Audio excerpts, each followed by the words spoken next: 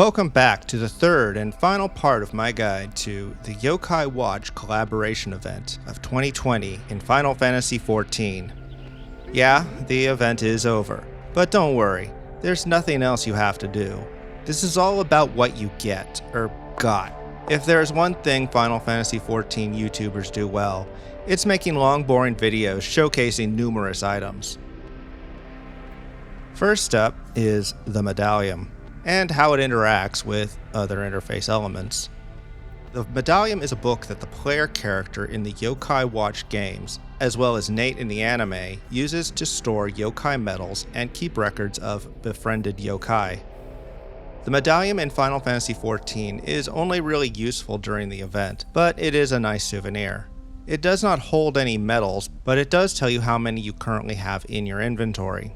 In the top left, you have all your yokai minions. Hovering your mouse over the icon will give you a description of the minion. Clicking on one will display a picture of the minion on the right. Hovering over this will give you a quote from the yokai. Below will be the name of the yokai and the legendary medal associated with it, including a count of the medals you have. While the event is active, there will be was a list of zones below that you could click on to bring up a map. However, since the event is over, this will only say that the Wandering Executive has returned to his own realm with all remaining yokai medals. That's what he thinks. In the lower right corner is a yokai medal icon with a count of how many you have. You can hover over any medal icon to see an item description, whether you have any or not. If you don't have a yokai, there will be a purple question mark, and selecting it will only give you their name and a silhouette. As I mentioned previously, you can click on the chick icon and open the Minion guide, where you can summon the minion and see more information. Clicking the crystal will open the Lord of Verminion hotbar editor, where you can see information pertaining to the Gold Saucer minigame. The same minion stays selected between all three windows, so everything about a particular minion is quickly accessible with a couple clicks. Next we have the Yokai Watch itself. Outside of allowing you to receive yokai medals from fates during the event, this is pretty much just a glamour item that goes in the armoire. This is the only item from this event that can be recovered from the recompense officer if lost. It is a left-hand only wrist slot item and is statless other than 1 point of defense and magic defense. Like most wrist items, the vast majority of gloves and sleeves will cover it up. When it is in the armoire, it can be found on the Seasonal Gear 5 tab, which is where it seems all crossover items go. Minions that come from collaboration events can be found on the last few pages of the Minion guide. Here you can see the yokai minions nestled between the wind-up golem from the Dragon Quest event and Palico from Monster Hunter. All of the yokai minions are classified as independent. This means they wander around a little, and they will respond to certain emotes without need of the Mammoteer title. /hand over will cause them all to come over and eat out of your hand. Well, all except Whisper. He comes over, but he just looks at you like, what do you expect? I'm a flippin' ghost. /pet will cause most of them to do their special animations. Minions will do their special animations randomly, but this will make them do it on command. The exceptions are Whisper, Manjimut, and US Apion. You just have to wait for them to do the special animation. Thing is, once they do it, you can go into G-pose, and they will continue to do it repeatedly. /clap will make them come close and look at you briefly. /slap will make them turn and walk away. Keep in mind that if a minion is responding to one emote already, they may not respond to the next one. You may need to try again to get the proper response. When two yokai meet each other, they will usually face as if greeting each other. Many minions do something when they see a related minion. Try it out with a friend. In Lord of Verminion, all yokai minions are classified as monsters, which means they are strong against critters and weak against poppets.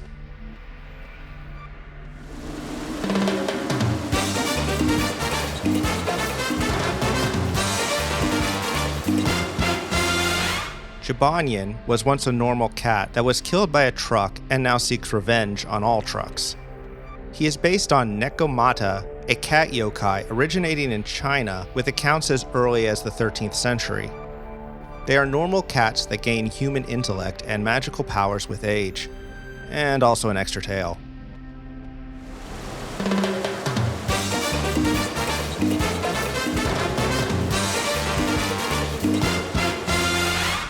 Komasan is based on Komeinu, a lion-dog guardian statue originating in China that are often found guarding shrines and temples.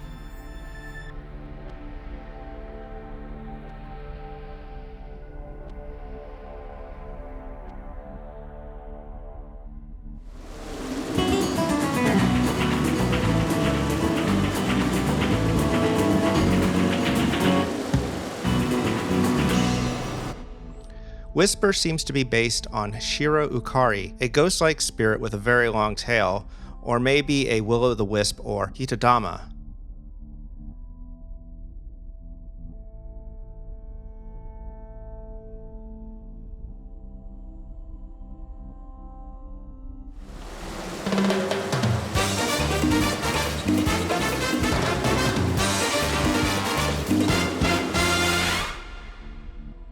Blizzaria's name is very similar to Blizzara, the name often given to Ice 2 or Blizzard 2 spells in the Final Fantasy series.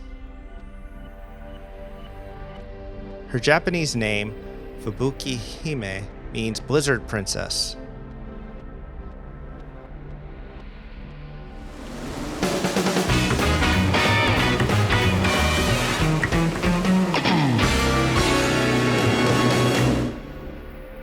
Kyubi means nine tails and is based on a Kyubi no Kitsune, or nine-tailed fox, which is also the basis for nine tails in Pokemon.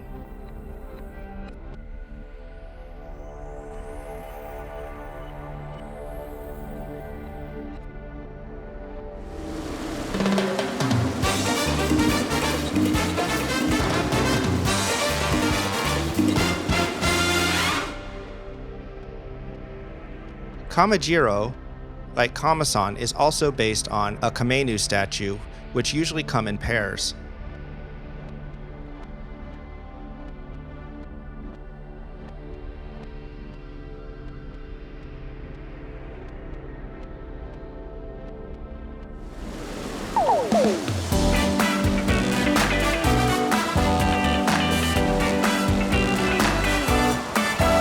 Manjimut is based on Jinmenken, a relatively recent urban legend of man-faced dogs that can speak and possess incredible speed.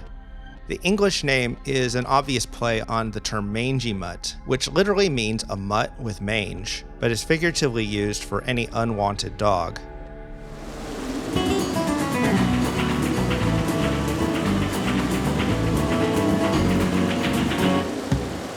Tsuchinoko means hammer child and have been a part of Japanese folklore for thousands of years. It is a venomous snake-like creature said to be able to jump a foot in the air and bite its tail and roll like a wheel, similar to the American hoop snake. Notice he has a four-leaf clover on his head, a symbol of good luck often associated with St. Patrick, who drove the snakes out of Ireland.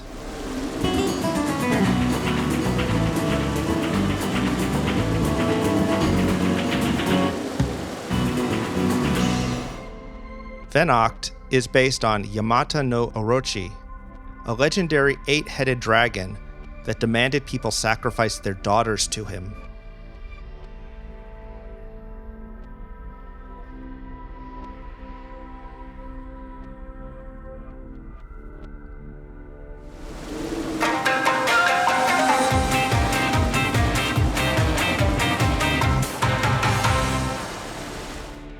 Shogunyan is a samurai cat and an ancestor of Jibanyans that can possess his body to take physical form.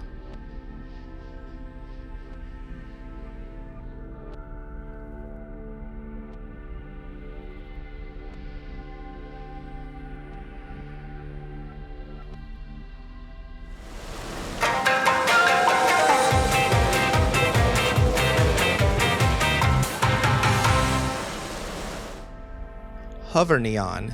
Looks kind of like a superhero. His English and Japanese names both imply he's a flying cat.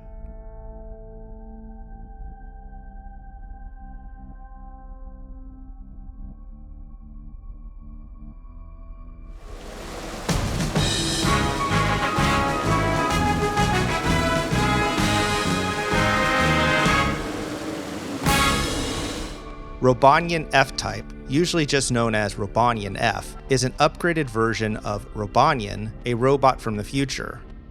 Notice his jetpack. Robonian is a parody of the Terminator, and even uses the catchphrase, "I'll be back."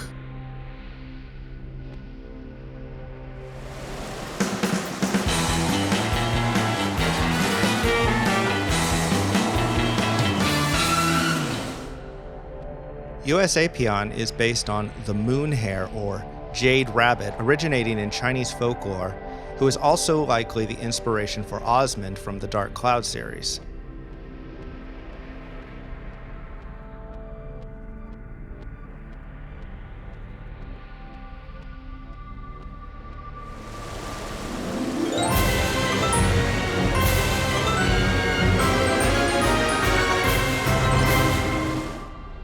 Lord Enma is based on Yama, a Hindu deity that judges the dead. He was the Yokai king before Lord Ananta.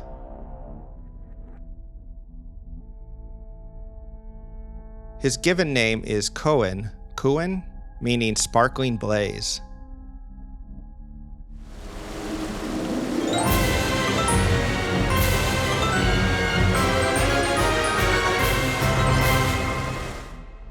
Lord Ananta is king of the yokai world after Lord Enma. His Japanese name means king of snakes.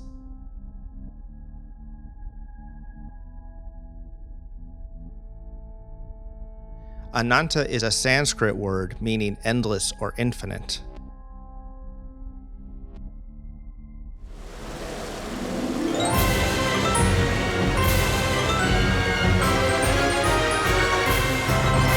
The name Zazel seems to come from Azazel, the name of a fallen angel in Jewish legend, and the area where scapegoats were to be released in Leviticus. In Japanese, he is named after the Nurarilion,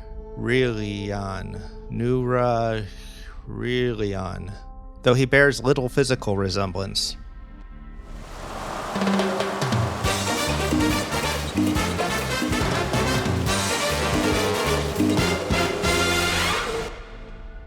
Some say Demona is a combination of demon and Ramona, a name meaning wise protector.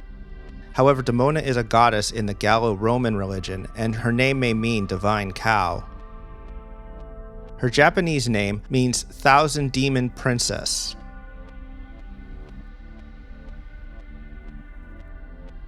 The yokai weapons are proper usable level 30 weapons, with job-appropriate stats comparable to other level 30 weapons. They cannot be dyed, and they live on tab 5 of the armoire, along with the Yokai Watch and many other collaboration items. As I said before, these cannot be recovered from the recompense officer, so I recommend always keeping them in the armoire.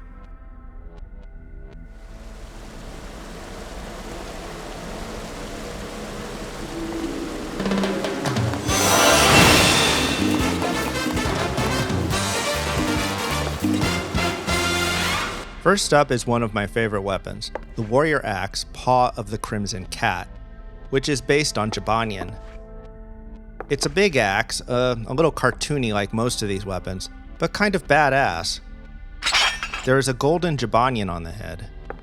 You'll notice most of these weapons have parts that glow and pulse when they're drawn.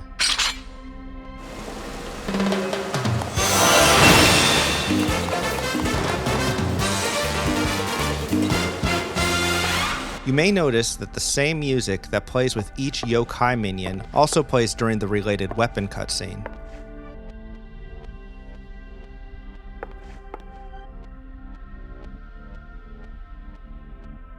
This cane features Kama-san laying on top of a pulsing blue ball.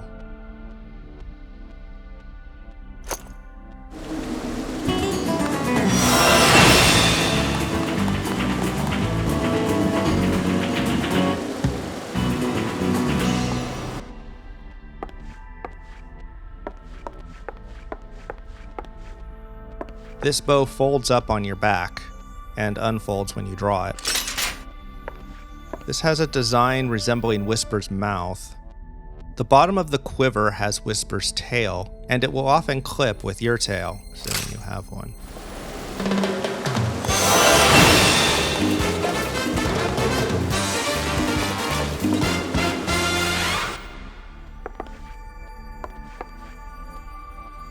The head of the staff is in the shape of a snowflake and features a cameo of Blizzaria. A yellow ribbon around it is reminiscent of Blizziara's yellow sash. The head slowly flashes when drawn.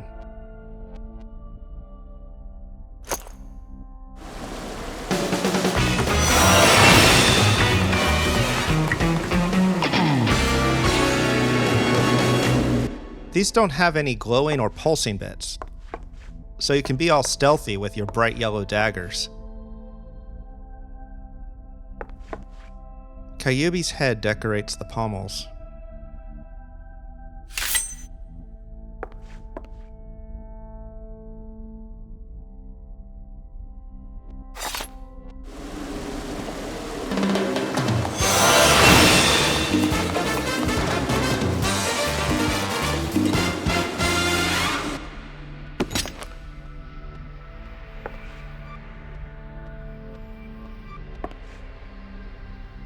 The cover has a stitched leather design forming the shape of Komajiro's face. The inside is the usual for early scholar tomes.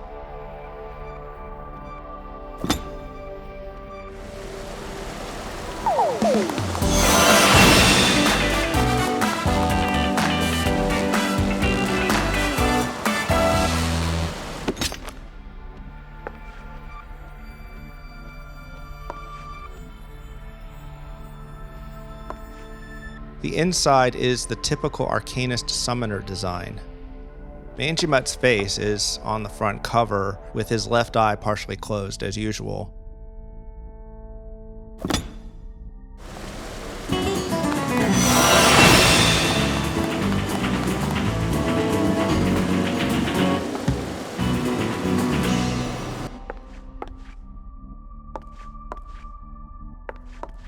This brightly colored astroglobe features Noko on the center disc, and a matching card sheath.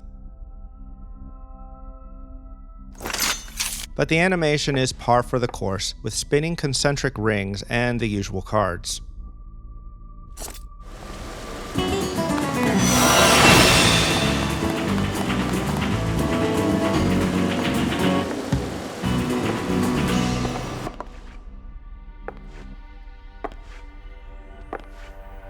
The Lancer's spear has Venak's head on the head. Both his dragon scarf and the blue bits on the end of the shaft blink slowly.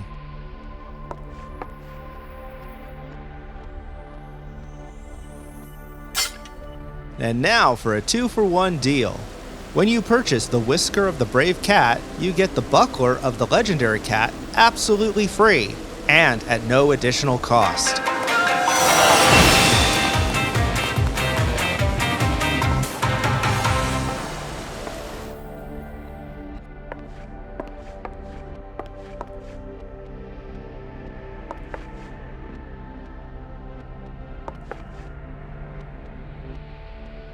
Actually, it seems to me the shield is the primary item since it has Shogunyan's face on it. The sword is pretty cool with its pulsing pattern, and nothing is stopping you from using it with a different shield.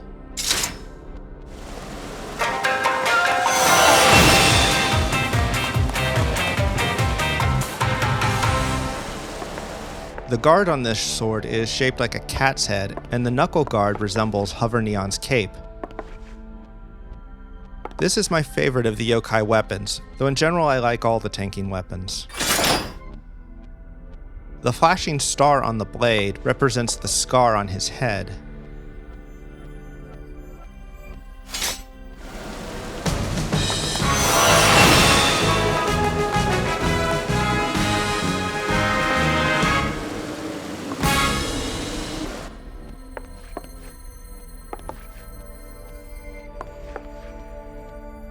The Aethero Transformer, or The lunchbox is exactly like every other one. It would be nice to be able to dye this just to change the box color.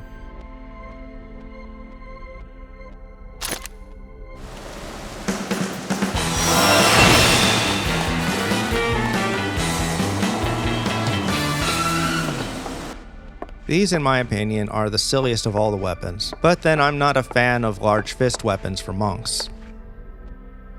USApion's face is on each glove, and when drawn, flames ignite to form his ears. They make a sound when they ignite.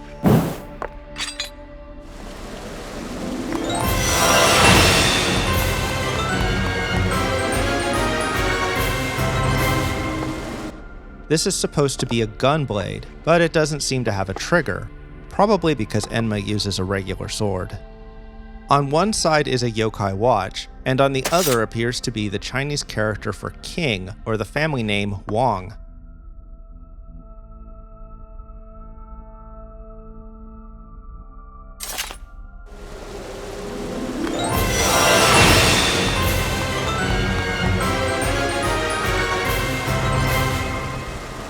Though Lord Ananta holds a katana, the Red Mage rapier is associated with him.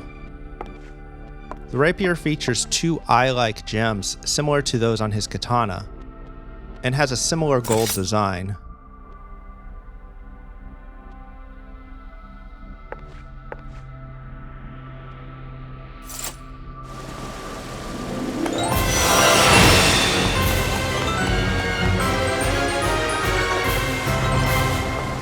While Zazel uses a staff, the samurai katana is related to him.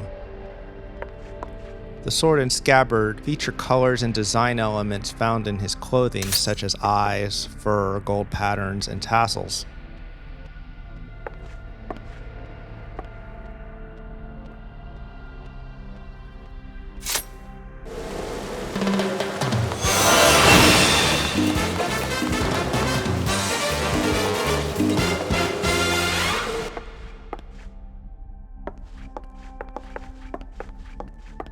Like Blazaria's staff, these glaives are shaped like snowflakes and feature a cameo of Demona, much like her sister. When drawn, the purple flames light up.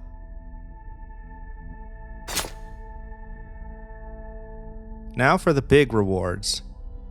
Crossover mounts tend to be near the end of the mount guide, and there they are, right before the Garo mounts. All three mounts are airborne type. This has nothing to do with whether they fly or not, since all mounts fly now. This means that when it is on the ground, it still floats above the ground instead of standing on feet or wheels like terrestrial mounts. Fun fact, the two Whisper mounts are designed by the architects of the Gold Saucer. If you have completed the relevant achievements, remember to obtain your mounts from Jonathas in Olgerdania. First up is the Whisper Go. It looks like Whisper, and it goes. And while it is going, its tail twirls.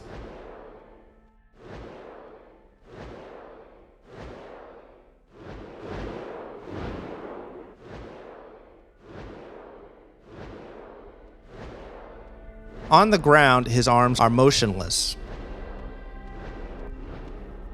When flying straight ahead, his right arm moves up and down. When not perfectly straight, his right arm moves in a circle. When ascending straight up, both arms rotate. When descending, his right arm is up and waving slightly. All three mounts use borderless, which may be the most common mount music in the game.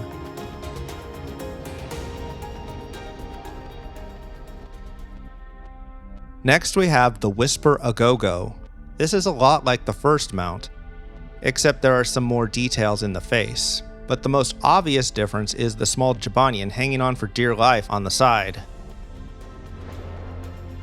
Another difference is that the whole thing glows, which may not be immediately obvious in the broad daylight.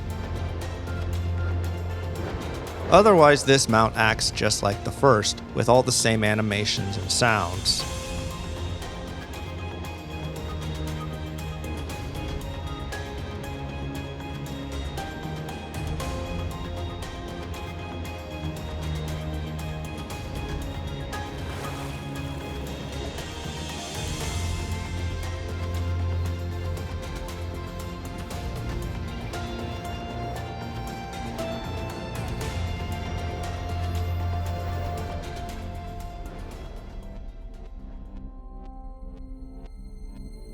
Unlike the other two, your weapon is hidden on the Jabanian couch.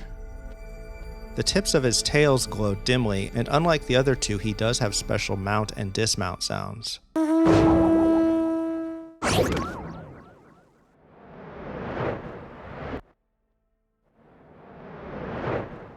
And also has different movement sounds.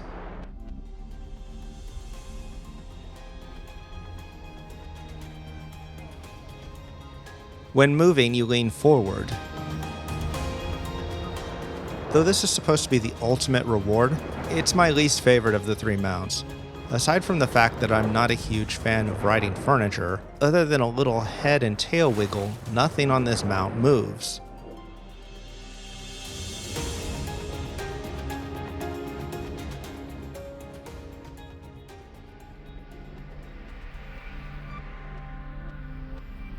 Achievements are found in the quest section under seasonal events. I believe this event has more achievements than any other event. You get one for completing the intro quest, then you get one for each minion and each weapon you purchase. Additionally, you get one when you collect 13 and 17 of each of those for a total of 39 achievements worth 430 points, which is about a third more from the original. Note that for every 50 achievement points, Jonathas will give you an achievement certificate, which you can use to purchase various items from him. Finally, there is one cutscene kept in the Unending Journey book found in all inn rooms, and in your apartment if you put one in there. Click on the little bag icon, which is for other quests, and then from the drop-down select Special Quests, and look for A Complete Game Changer. Click play to view the cutscene. This is a reenactment of Nate and Whisper meeting for the first time. Okay, so if you have Netflix, you can watch the first 26 episodes of the Yokai Watch anime on there. Okay, this is important. Yokai are not something unique to the Yokai Watch franchise, but are a part of Japanese culture going back thousands of years. Kame are directly connected to yokai in Japanese folklore. It makes sense that there would be some form of yokai in the world of Final Fantasy XIV, since the Kame are an important part of the Eastern culture of that world. It might be fun if Final Fantasy XIV had its own versions of yokai that you would just occasionally encounter in your adventures or try and help people who are having trouble with them. I'm no expert on this, but you know who is? Gaijin Goomba, who has a whole series on yokai. So should the Yokai Watch event return? Why not? With the way the Medallium is integrated into the interface, I think their intention is to continue expanding this. There will likely be more jobs added to the game. I say bring it back for a few months during each expansion to add the new weapons and minions, and maybe a new mount. That said, the three mounts that we have are basically just based on two yokai, Whisper and Jabanian. It'd be nice if there was a little more variety. Now there are also 4 A Realm Reborn zones that are not used during the event. Maybe those could be used for Blue Mage. Though personally, I'd rather see the yokai spread more evenly around the entire world, so you can choose to work in any expansion for any weapon. If this does return, you can expect me to cover it, but primarily I'll just cover the changes and additions. Anyway, thank you for watching. If you enjoyed this video, please give it a thumbs up. If you have any questions or comments, please leave them below. And don't forget to subscribe to my channel. Goodbye.